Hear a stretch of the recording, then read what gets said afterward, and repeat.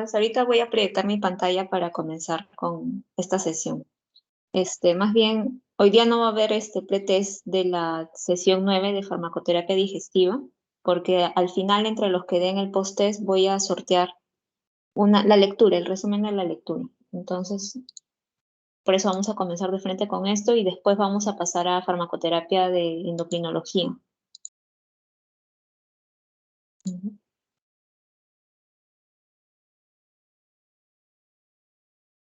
Bien. Entonces, hoy día vamos a ver acerca de farmacoterapia digestiva, que en realidad consiste en varios temas, ¿no? Primero vamos a ver acerca del manejo de la dispepsia, que es un síndrome que prácticamente va a englobar a todas estas patologías que vamos a ver. Enfermedad por reflujo gastroesofágico, úlcera péptica, que de esto es del cual tienen la lectura, ¿no? Principalmente, pero vamos a ver a grandes rasgos cuál es el tratamiento en general. Y en la lectura ya están hablando de manera más específica acerca de cada antibiótico y también las diferentes líneas de tratamiento que existen.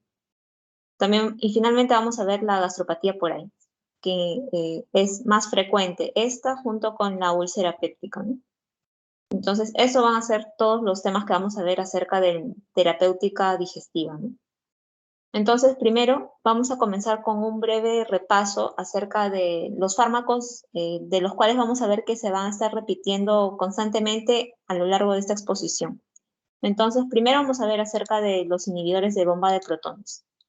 Un pequeño recordatorio acerca de esto, ¿no? Que principalmente van a bloquear esta activación de la bomba ácida, ¿no?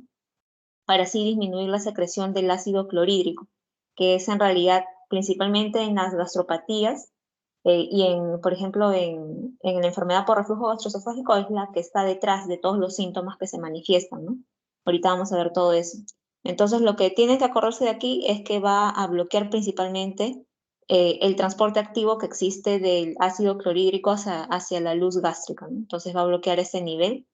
Y también lo otro principalmente es inhibir la secreción de ácido gástrico, ¿no? Entonces, acuérdense de este principal mecanismo que tienen este grupo de fármacos y también de que uno de los efectos adversos justamente por inhibir la secreción de ácido es que va a generar mayor propensión a un sobrecrecimiento bacteriano, ¿no? También puede alterar a largo tiempo la respuesta inmunológica y por eso es que no se da de manera crónica el manejo, ¿no? Ya que uno de los efectos adversos también que puede presentar a largo plazo es la hipergastrinemia resultante, cuando se da por un periodo de varios meses, ¿no? Por eso es que el manejo vamos a ver de que generalmente son por semanas, hasta por 8 semanas, no es a largo plazo. Lo otro también que hay que acordarnos de esto es que existen interacciones metabólicas, ¿no? Con el citocromo P450. Por eso es que muchas veces se tiene que vigilar que no exista un consumo concomitante, por ejemplo, de warfarina, porque aumenta los niveles de esta. Entonces, está muy vinculado al citocromo P450.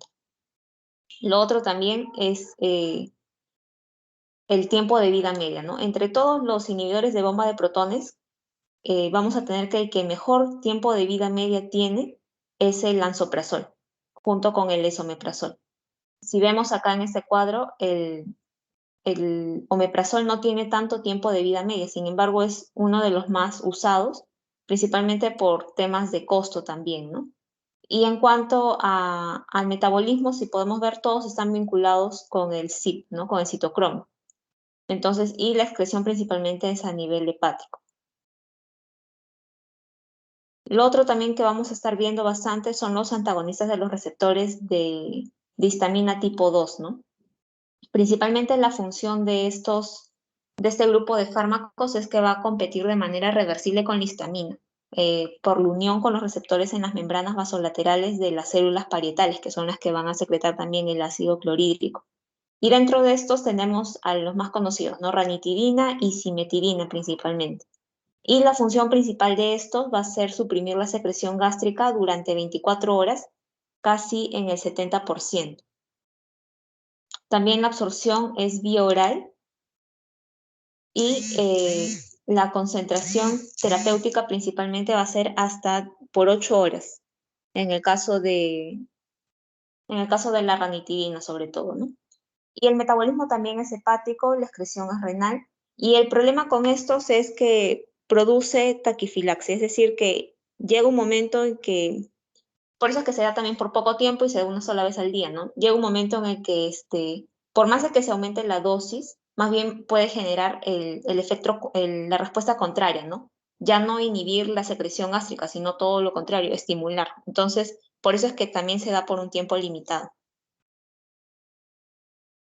Lo otro también son los antiácidos, que estos no son curativos, más bien ayudan a mejorar, a aliviar los síntomas, más no a curar la causa detrás, ¿no? Entonces, en este caso tenemos hasta tres tipos: los antiácidos sistémicos, los no sistémicos y las combinaciones. Dentro de estos, los más usados actualmente son los antiácidos no sistémicos, a pesar de los efectos adversos que tienen, principalmente el estreñimiento, también el cambio de la coloración de las heces, pero también se está usando mucho ahora las combinaciones, sobre todo el magaldrato, ¿no? Pero principalmente el efecto que van a tener estos antiácidos es en proteger la mucosa, ¿no? Más no en aliviar o en curar esto, ¿no? El daño que pudiera haberse ocasionado en la mucosa gástrica. Por eso se les conoce también como citoprotectores.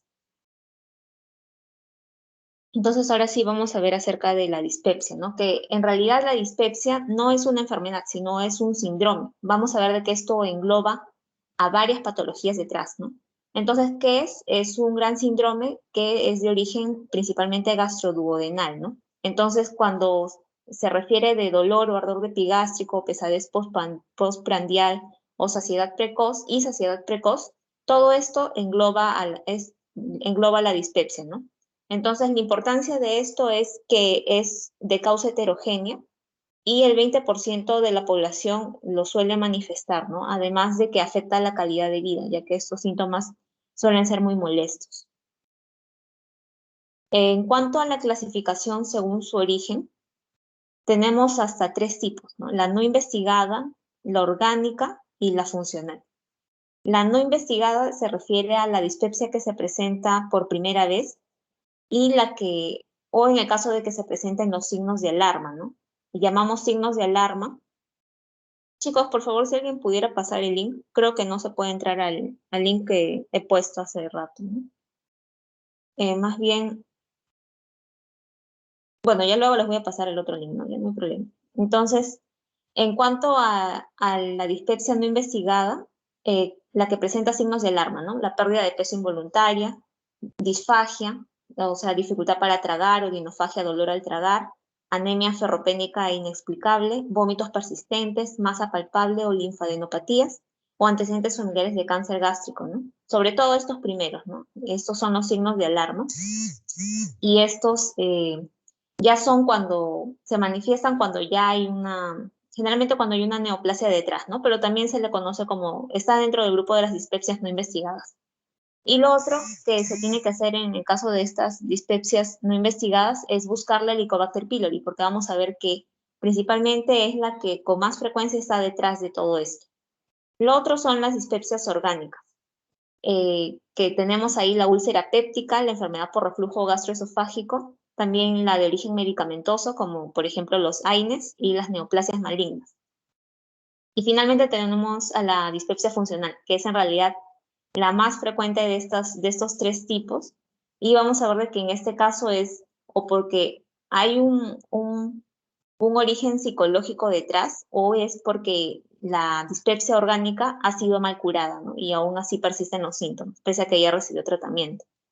Entonces, primero vamos a ver la dispepsia no investigada. Luego vamos a estar viendo a lo largo de la exposición, vamos a ver las dispepsias orgánicas, ¿no? Entonces, si estamos frente a una dispepsia no investigada, es decir, si se está manifestando por primera vez estos síntomas que ya hemos visto, o se está manifestándose también con signos de alarma o en el pasado nunca ha sido estudiada estos síntomas, lo primero que tenemos que pensar en nuestro medio, por ejemplo, es que se trata de una Helicobacter pylori, ¿no? Entonces, lo primero que se tiene que hacer es testear que exista o no el Helicobacter y luego tratarlo. Entonces, acá estaríamos determinando que se trate de una causa orgánica. Entonces, siempre se tiene que hacer primero el examen físico, buscar si existen o no signos de alarma y si se trata de una dispepsia no investigada o no, o de repente se trata de una causa orgánica o funcional detrás. Siempre primero hay que descartar las causas orgánicas, ¿no? Y luego finalmente vamos a ver si se trata o no de una dispepsia funcional. Generalmente las dispepsias funcionales se presentan por grupos de síntomas, ¿no? Por ejemplo, en aquellos que presenten más saciedad luego de comer, a ellos se les va, a estas personas que tienen esto va a ser denominadas como síndromes de distrés postprandial. U otros que predomina el dolor o ardor, va a ser síndrome de dolor epigástrico, mientras que en otros existe una mezcla, una combinación de ambos tipos de síndromes, ¿no? Entonces, siempre cuando es una dispepsia no investigada, hay que descartar que se trate de Helicobacter pylori, es decir, determinar si se trata o no de una dispepsia orgánica o funcional.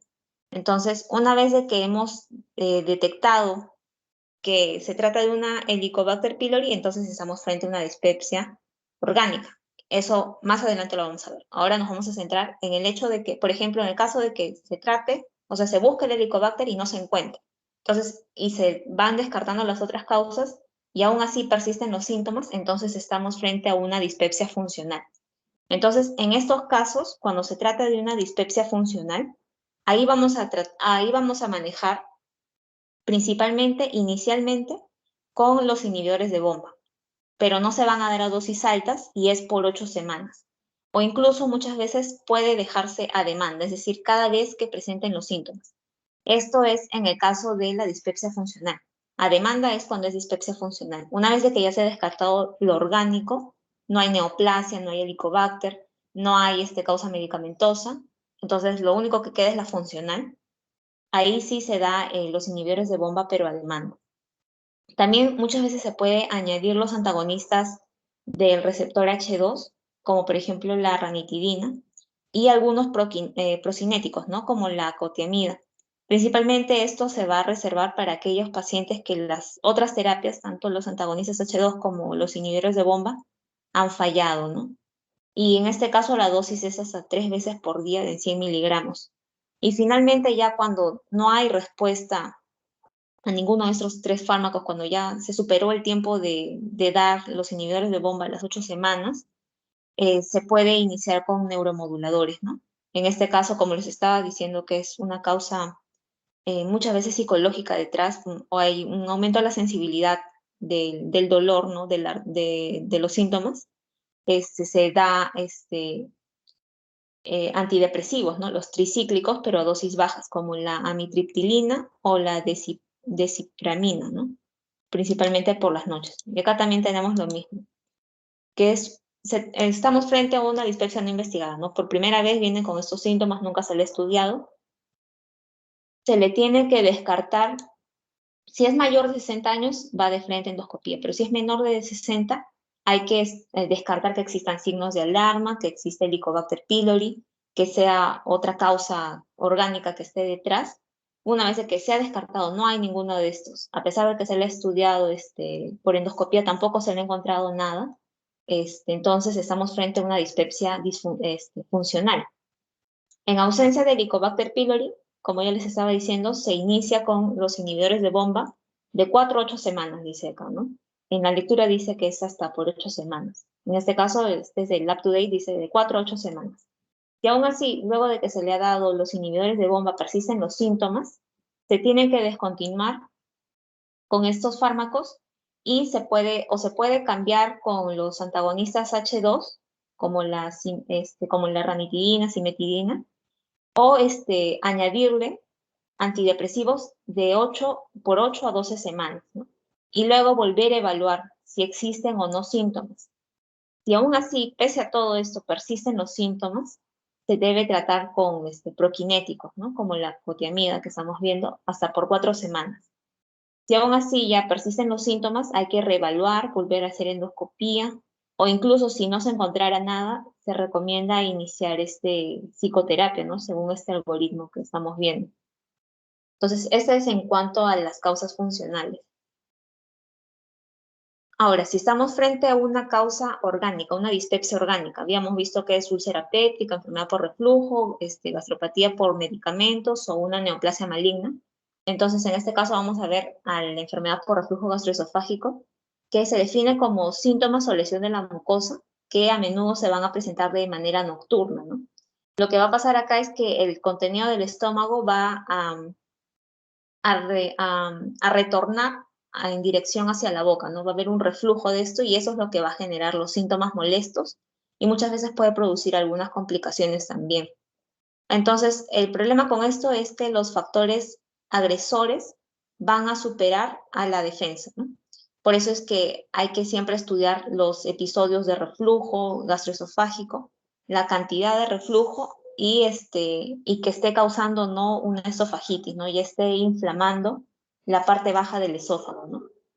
Entonces, siempre hay que recordar que la clínica principalmente consiste en pirosis, regurgitación del ácido, el dolor torácico, la disfagia o dinofagia, y muchas veces pueden existir síntomas típicos o atípicos, ¿no? Los atípicos son los síntomas extraesofágicos principalmente, ¿no? La tos, el asma por reflujo también se le conoce, ¿no? O erosiones dentales debido al reflujo, o muchas veces también se puede manifestar con sinusitis o faringitis, ¿no?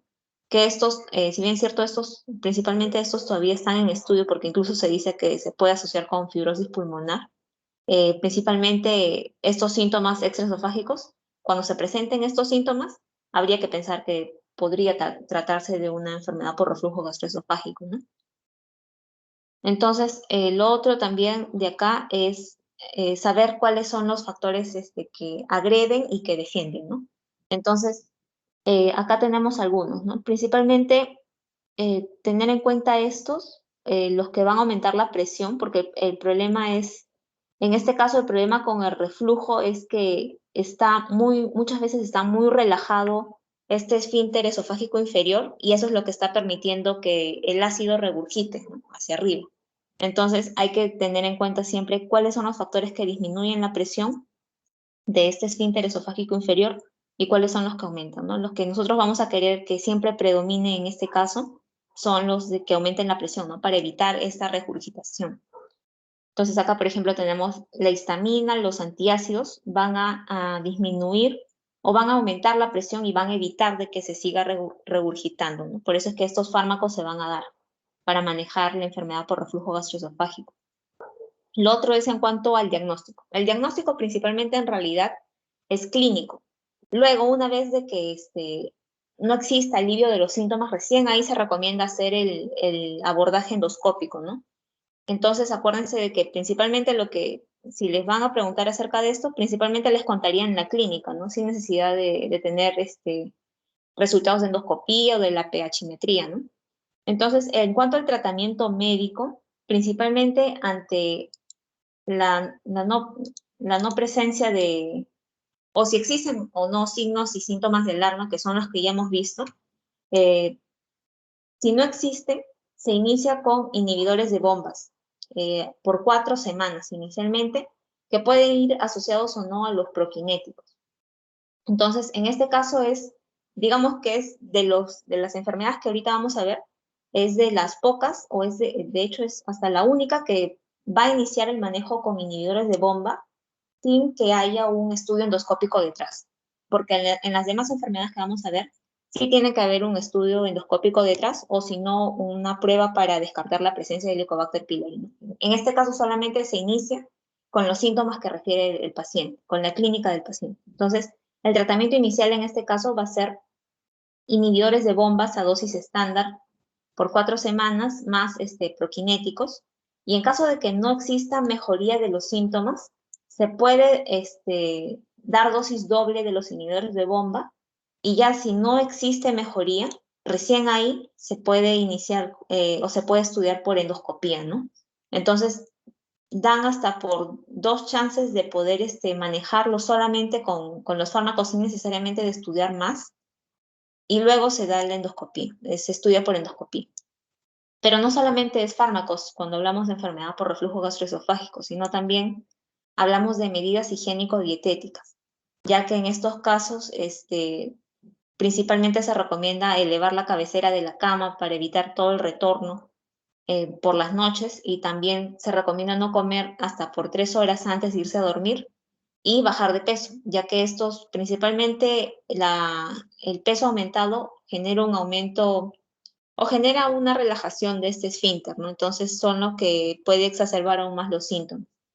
También, en cuanto al manejo farmacológico, en este caso sí se prefiere los inhibidores de bomba antes que los antagonistas de los receptores H2. Y ya si no desaparecen los síntomas, por eso se recomienda dar doble dosis, ¿no? Que es de 40 miligramos al día. Y los antiácidos en este caso también son a demanda, ¿no? Ya que solamente son citoprotectores. Acá también tenemos las dosis, ¿no? Las dosis habituales, que en este caso del omeprazol es de 10 miligramos al día, y cuando dicen dosis dobles es de 20 miligramos al día, ¿no? En este caso hablamos, cuando estaba refiriéndome a cuáles son las dosis altas, era acerca del pantoprazol, ¿no? Que habíamos visto de que es el principal, o es el inhibidor de bomba que tiene más tiempo de vida media, ¿no? Junto con el esomeprazol. Y lo otro, ya si no existe ya respuesta, ya es lo último, ¿no? El otro tipo de tratamiento que existe es el quirúrgico, ¿no? Pero principalmente se inicia con manejo médico en este caso. Lo otro también, la otra enfermedad, la otra dispepsia orgánica, mejor dicho, es la úlcera péptica, que de hecho son más frecuentes principalmente a nivel de la primera porción del duodeno. Y estas son las que más suelen sangrar, ¿no? La causa más frecuente también de úlcera duodenal es la infección por Helicobacter pylori. Sin embargo, no es la única, ¿no? También tenemos en segundo lugar, en ambos casos, a la gastropatía por Aines, ¿no? Y ya otras causas como el gastrinoma o el tabaco, que también puede generar erosiones en la mucosa gastrointestinal, ¿no?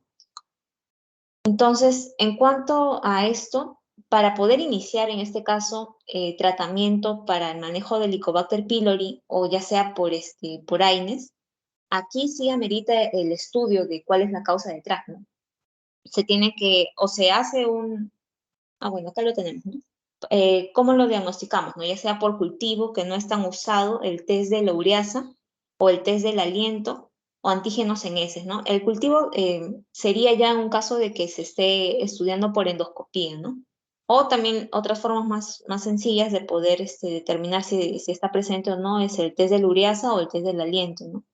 Y acuérdense principalmente de que el Helicobacter pylori es un bacilo, es una bacteria gram negativa, que es curvada, microaerófila, es decir, vamos a necesitar, si se detecta, un manejo antibiótico, ¿no?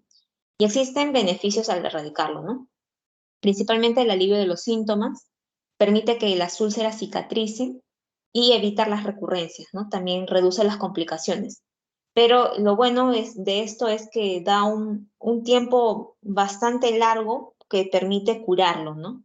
Entonces, es una forma también de evitar de que a largo plazo se pueda producir el cáncer de estómago o la úlcera se pueda perforar, ¿no? Pero eso ya sería situaciones muy extremas, ¿no? Por eso es que es importante determinar cuál es la causa detrás, si es el Helicobacter pylori o de repente se trata, o por la historia que cuenta la persona, una gastropatía por Aines la que está causando eso, ¿no? Entonces el tratamiento médico en estos casos principalmente va a ser con antiácidos, ¿no? 1 hora luego de las comidas y también a demanda.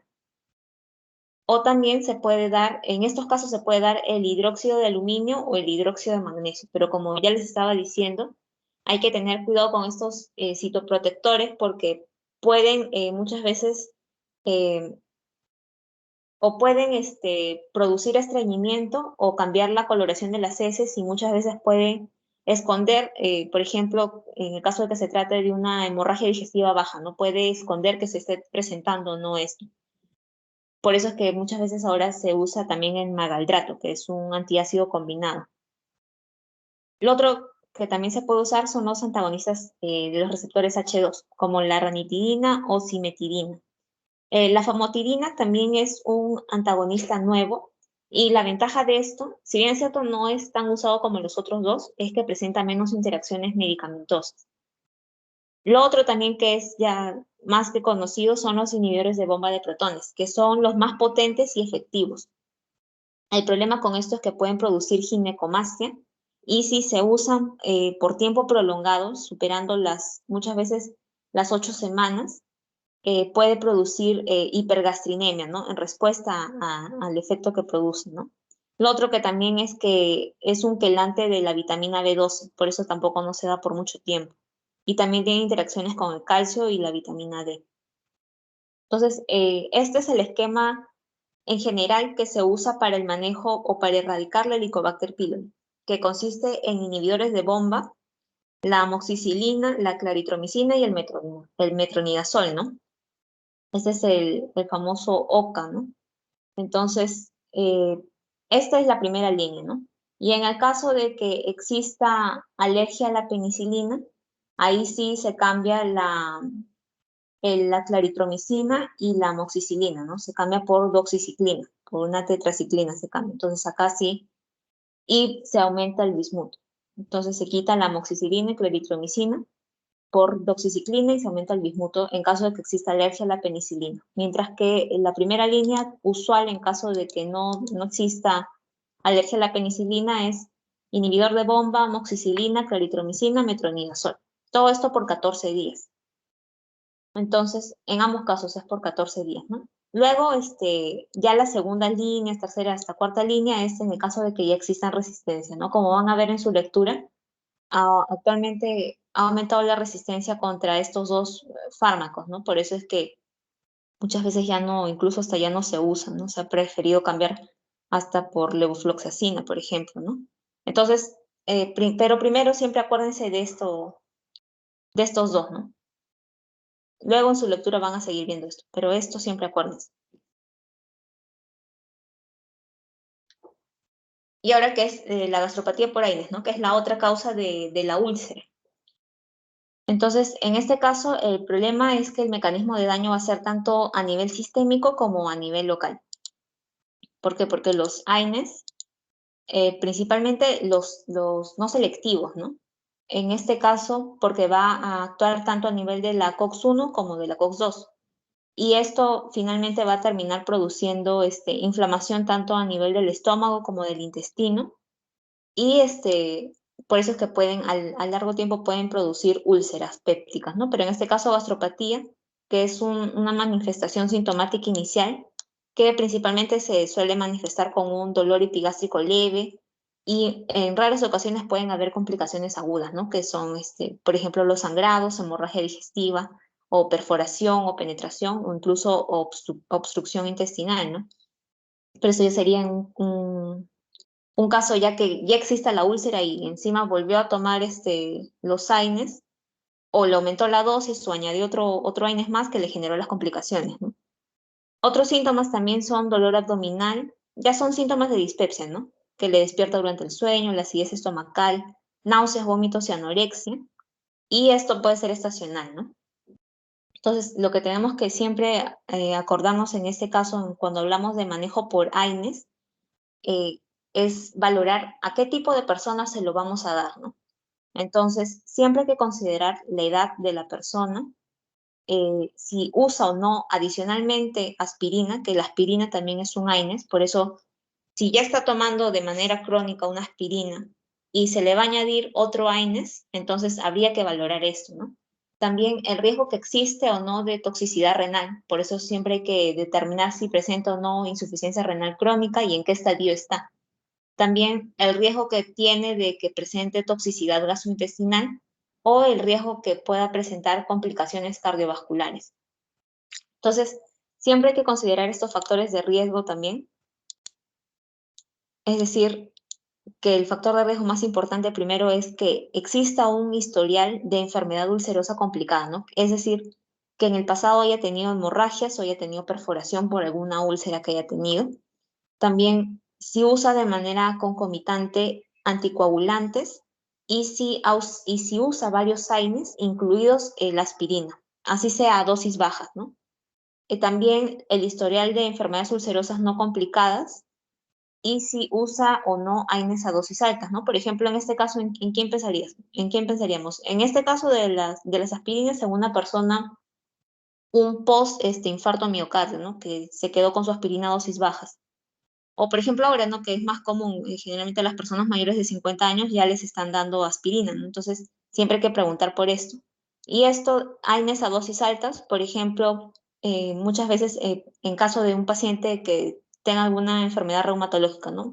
Por ejemplo, que tenga artrosis y toma AINES a dosis altas para manejar el dolor, ¿no?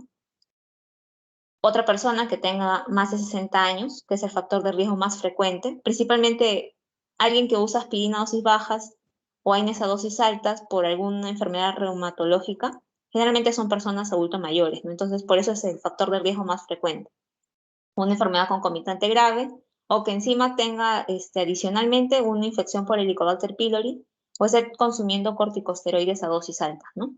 Aunque si bien es cierto, no se ha demostrado de que exista, que los corticosteroides generen úlceras, aún así se ha demostrado asociación, más no que este sea la causa, ¿no? Entonces, siempre hay que preguntar por eso también. Y por eso acá tenemos que valorar el riesgo, ¿no? Si tiene bajo riesgo de presentar alguna afección gastrointestinal, se debe dar los AINES tradicionales, ¿no? Y si presenta un riesgo también junto con un riesgo cardiovascular, en este caso vamos a tener que el de elección es el naproxeno. Lo otro también es si existe un riesgo moderado, un riesgo alto. Si existe un riesgo moderado, se le puede añadir los inhibidores de bomba principalmente, ¿no? Lo mismo en el caso de si existe o no riesgo cardiovascular. Mientras que cuando ya el riesgo gastrointestinal es alto, se recomienda que se dé los COXIP, ¿no? Que son los selectivos, los AINES selectivos, ¿no? Junto con los inhibidores de bomba también, ¿no? Para darle una doble protección. Porque también muchas veces dicen de que estos COXIP en realidad no son gastroprotectores, ¿no? Sino que muchas veces pueden incluso exacerbar los síntomas, por eso es que se prefiere dar con inhibidores de bomba. Y ahorita vamos a ver en qué tipo de personas debemos tener cuidado. Y en este caso, los riesgos cardiovasculares, en caso de que presente además riesgo cardiovascular, ahí sí ya no se recomienda dar ni un AINE tradicional ni un COXIP, salvo que sea imprescindible, ¿no? Muy necesario. Entonces, ¿qué tipo de factores de riesgo tenemos que valorar a la hora de determinar si existe o no daño gastrointestinal, ¿no? Un historial de úlcera péptica previa, que sea adulto mayor de 65 años, que esté usando 2 o más AINES de manera simultánea, que esté usando de manera concomitante algún antiagregante, anticoagulante o un inhibidor selectivo de la recaptación de serotonina o corticoides y que tenga infección por Helicobacter pylori o una comorbilidad grave, ¿no? Entonces, a partir de acá vamos a discernir que existan 3 grupos de riesgo distintos, ¿no? Los de bajo riesgo moderado y riesgo alto. Bajo riesgo es que no tiene factores de riesgo y tampoco toma aspirina. Mientras que riesgo moderado es que tenga 1 o 2 factores de riesgo que acabamos de mencionar. O riesgo alto es que exista un historial ya de úlcera complicada, que esté anticoagulado o que tenga más de 2 factores de riesgo, ¿no? Entonces, en este caso, los AINES que son, en este caso de elección, por así decirlo, en caso de que exista riesgo alto de enfermedad gastrointestinal, son los COXIPs, ¿no? Sin embargo, siempre hay que tener cuidado al administrarlos, sobre todo en pacientes que tienen antecedentes de enfermedad cardiovascular o hipertensión arterial no controlada, porque se ha demostrado de que los COXIPs pueden producir hipercoagulabilidad y empeorar estos cuadros, ¿no? Entonces, por eso es que no son los de elección cuando hablamos de riesgo cardiovascular y por eso se recomienda evitarlo incluso. Lo otro que también hay que acordarnos son que existen AINES que son de bajo riesgo. Estos son los 3 AINES principalmente de bajo riesgo. El aceclofenaco, el diclofenaco y el ibuprofeno. Entonces, ¿cuáles son los AINES de bajo riesgo? Son estos 3, principalmente diclofenaco e ibuprofeno, que son los más conocidos, ¿no? Mientras que los AINES más gastrolesivos, es decir, los que tienen más riesgo gastrointestinal, son el piroxicam y el ketorolaco. Entonces, de eso también acuérdense, ¿no? ¿Cuáles son los de bajo riesgo o de bajo riesgo gastrointestinal, ¿no? Y los de alto riesgo gastrointestinal. Lo otro es el daño cardiovascular. Para poder valorar qué tipo de riesgo de daño cardiovascular existe, ahí tenemos que hacer uso de este sistema SCORE, ¿no? Que ya en clases pasadas hemos visto cómo se puede calcular, ¿no? Incluso que existe una calculadora por aplicativo que nos permite determinar el porcentaje de riesgo que tiene de presentar algún evento cardiovascular en los próximos 10 años, ¿no? Entonces, aquí tenemos que hacer uso de esto. Y ahí, a partir de ahí ya podemos determinar si no tiene ningún riesgo o si tiene riesgo. U otra manera más fácil de determinar si existe o no riesgo de daño cardiovascular es si consume aspirina o no consume aspirina. Por eso es que acá está también así. Entonces, en este caso hay que acordarnos de que ¿cuál es el AINE más cardiotóxico? Es el diclofenaco, mientras que los AINEs más seguros son el naproxeno y el ibuprofeno. Por eso es que acá se recomienda en aquellos que tienen riesgo cardiovascular el naproxeno. Entonces, si se dan cuenta, acá haciendo así, tratando de sobreponerlo, los que tienen el AINE que tiene bajo riesgo de tanto gastrointestinal como cardiovascular es el ibuprofeno. Entonces, eso es lo que tienen en común. Por eso, muchas veces se ha estado, incluso hay estudios para tratar de determinar cuál es el AINE ideal y hasta ahorita no se ha encontrado. Sin embargo, el que más se aproxima es el ibuprofeno. No es que no tenga ningún tipo de daño, o no es que no genere ningún tipo de daño gastrointestinal, ¿no? Sino que lo genera, pero de poca manera, ¿no? Lo mismo es a nivel cardiovascular. Entonces, acuérdense siempre de esto, ¿no? Y acá también, este es un cuadro, creo que está en la lectura también, es un estudio que se realizó sobre la seguridad de los AINES, ¿no? Entonces, lo que genera más complicación gastrointestinal es el ketorolaco y el piroxicam. Y incluso son los que más se asocian con hemorragia digestivas, ¿no? Entonces, por eso se recomiendan medidas preventivas, ¿no? Siempre hay que revisar la indicación del AINE. Se recomienda evitar el empleo de los AINES en situaciones donde puedan ser sustituidos por fármacos menos tóxicos, ¿no? Por eso muchas veces hemos visto también, ¿no? En las escaleras analgésicas del dolor, siempre en el primer escalón están los AINES y el paracetamol. El paracetamol en comparación con los AINES es menos tóxico. También, ya de no ser posible manejar o tratar con paracetamol, hay que siempre elegir el AINES menos tóxico, como los que ya hemos visto, ¿no? El diclofenaco, ibuprofeno en caso gastrointestinal o ibuprofeno, naproxeno en caso cardiovascular. También hay que emplear la dosis mínima eficaz, ¿no? Con la mínima dosis que le esté generando beneficio, con esa hay que iniciar, ¿no? No dar de más. O si no, iniciar con poco e ir aumentando, ¿no? En caso de que siga requiriendo. También hay que utilizar los AINES por el menor periodo de tiempo posible, ¿no? Se dice hasta por 5 días los AINES en realidad se debe dar, ¿no? Cuando es una cuestión aguda, ¿no? Cuando es manejo crónico, ahí es donde vienen esas complicaciones, ¿no? También hay que evitar la asociación de varios AINES con anticoagulantes o adicionándole la aspirina o antiagregantes plaquetarios y corticoides a dosis alta, no más de 10 miligramos de prednisona. Y siempre hay que evaluar de manera individualizada el perfil de riesgo gastrointestinal y cardiovascular. También otro tema que es de discusión muchas veces es en el caso de las personas que toman dosis bajas de aspirina, ¿no? Como les estaba mencionando, por cuestiones de que hayan tenido antecedentes de enfermedades cardiovasculares o simplemente de manera profiláctica muchas veces se da. En este caso, se recomienda dar AINES no selectivos, ¿no? O AINES no selectivos que incluyan, o sea, adicionándole el lansoprazol o el misoprostol o el esomeprazol, ¿no? Que son los que van a disminuir la secreción de ácido gástrico. Sin embargo, no todos los inhibidores de bomba han recibido la aprobación del FDA, ¿no? Pero es probable que todos tengan una eficacia similar. Entonces, siempre hay que valorar los riesgos que puedan existir o no, ¿no? Y muchas veces por eso se recomienda adicionar estos inhibidores de bomba también. Entonces, esto sería todo en cuanto a farmacoterapia digestiva. No sé si tuvieran alguna pregunta.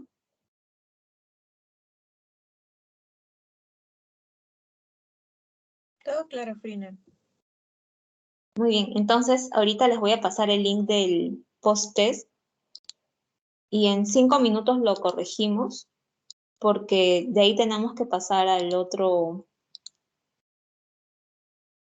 tema que es de farmacoterapia endocrinológica, que es básicamente consiste en diabetes y algunas crisis hiperglicémicas. Y va a ser un poco, va a ser más corta de hecho que esto, ¿no? Porque creo que ya han estado viendo también endocrino y también les va a servir de repaso. Entonces, en 5 minutos, 12:47, damos las respuestas de este post.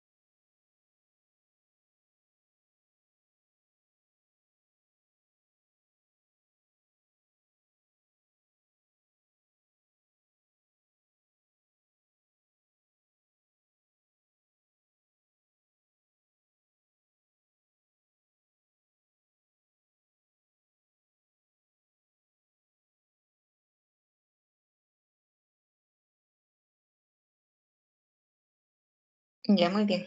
Entonces, con la primera pregunta, hombre de 65 años, alérgico a betalactámicos, es diagnosticado de úlcera péptica duodenal por endoscopia oral. ¿Cuál sería el tratamiento más conveniente? En este caso, ya nos están diciendo, ¿no? Alérgico a betalactámicos. Entonces, no pensaríamos en darle algo que incluya betalactámicos. Entonces, en este caso, este no sería primero, ¿no? Este tampoco, si es cierto, no incluye betalactámicos, tampoco se le daría porque no, el esquema de segunda o tercera línea no incluye la micacina, ¿no? Entonces, sí, bien es cierto, sí incluye levofloxacina, no micacina. Entonces, este tampoco sería. Lo que quedaría acá sería metronidazol, más doxiciclina, pantoprazol, bismuto por 10 días. O lo otro también que puede ser que es la segunda línea, de hecho, es ciprofloxacina, levofloxacina más omeprazol, ¿no? Entonces, iniciaríamos dando, el tratamiento más conveniente sería iniciar por la primera línea. Entonces, la respuesta es esta, por eso. Esta también es correcta, pero no es la primera línea, no es la de primera línea, esta es la de segunda línea en el caso de un paciente que tenga alergia a penicilina, ¿no? Y la penicilina es un beta-lactámico, por eso es que no se le daría eso. ¿Cuál es el AINE más gastrolesivo? Ya hemos visto, ¿no? Ketorolaco. ¿Cuál es el más cardiotóxico? El diclofenaco. ¿Cuál es el tratamiento de la dispepsia funcional? Habíamos visto que se inicia con inhibidores de bomba de 4 a 8 semanas, ¿no? En este caso por 8 semanas. ¿Cuál es el tratamiento de la enfermedad por reflujo gastroesofágico? Son las medidas higiénico-dietéticas con los inhibidores de bomba, ¿no?